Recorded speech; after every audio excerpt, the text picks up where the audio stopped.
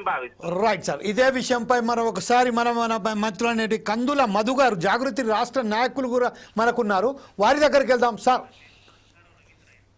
Sir ఇదే విషయంపై మనకు సింగపూర్ రవీందర్ గారు ఉన్నారండి? సార్ మీ ఫోన్ అన్మ్యూట్ చేయండి సార్. సార్ నమస్తే సార్. సార్ సింగపూర్ రవీందర్ గారు, ఇప్పుడు ప్రస్తుతం ఏదైతే కేవలం అన్ని పార్టీలకు సంబంధించిన ప్రతి ఒక్కరు ఈ రోజు బీసీల కార్డు ఉపయోగించుకుంటేనే తన రాజకీయ పబ్బం గడుపుకోవడానికి ప్రయత్నం చేస్తున్నారు. 42% కాంగ్రెస్ ప్రభుత్వం ప్రకటించింది, దానికి ఖచ్చితంగా వెళ్తామని చెప్పింది. పార్లమెంట్లో ఆమోదం పొందకున్నా కూడా ఈరోజు రాబోయే ఎన్నికలలో ఖచ్చితంగా దీన్ని అమలు చేస్తాము అని చెప్తున్నప్పటికీ ఈరోజు ఇలాంటి కొన్ని విషయాలలో ఒకసారిగా విదేశాలు రెచ్చగొడుతూ ప్రతిదాడులు చేస్తూ ఈరోజు బీసీ సమాజానికే నష్టం చేపట్టే విధంగా పార్టీలు వ్యవహరిస్తున్నారని మీరు భావిస్తున్నారా? మీరు ఎలా విశ్లేషిస్తారండి? 2 నిమిషాలు చెప్పండి సార్, దాని తర్వాత మరొకసారి మీ వద్దకు వస్తాను. చెప్పండి సార్. చూడండి సార్, ఎప్పుడైనా సరే తెలంగాణలో ఉన్నటువంటి భాష అది మనము వాడుక భాష.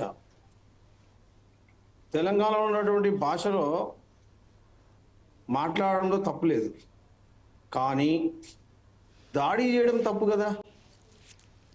ఎక్కడైతే మీకు తెలంగాణ భాషలో అర్థాలు నానార్థాలు ఉంటాయి దాంట్లో, కానీ ఒక క్యూ న్యూస్ మీద వచ్చి దాడి చేయడం కదా.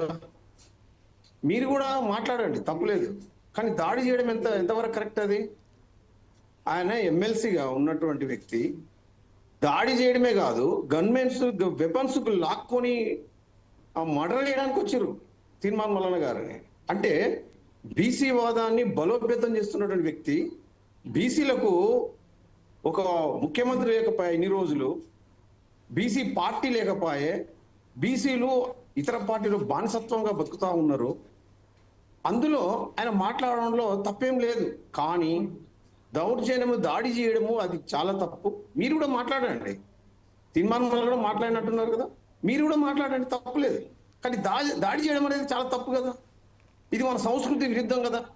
తెలంగాణ సంస్కృతి, తెలంగాణలో ఉన్నటువంటి అన్ని పార్టీలు ఎలక్షన్లప్పుడే వాళ్ళు మాట్లాడుకుంటారు, తర్వాత అందరూ కలిసిపోతారు.